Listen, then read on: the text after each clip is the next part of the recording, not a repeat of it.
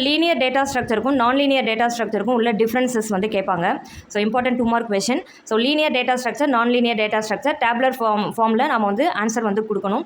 So first point வந்து எதை base பண்ணி இருக்கும் அப்படின்னா, டேட்டா ஐட்டம்ஸ் லீனியர் டேட்டா ஸ்ட்ரக்சரில் எப்படி மெமரியில் அரேஞ்ச் ஆகிருக்கும் அப்படின்றத வச்சு தான் ஃபர்ஸ்ட் பாயிண்ட் வந்து நம்ம எழுதணும்.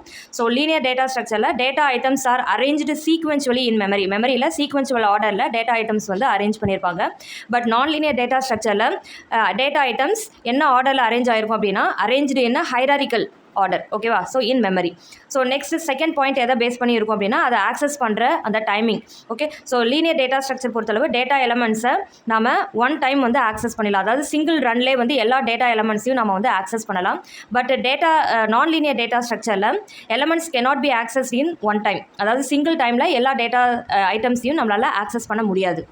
Third one, linear data structure is very easy to implement, but non-linear data structureல கொஞ்சம் டிஃபிகல்ட்டாக இருக்கும். ஓகே, ஏன்னா இது வந்து ஹைராரிக்கல் லேயர் பை லேயராக வந்து டேட்டா வந்து ஆர்கனைஸ் ஆகிறதால அதை இம்ப்ளிமெண்ட் பண்ணுறது கொஞ்சம் கஷ்டமாக இருக்கும்.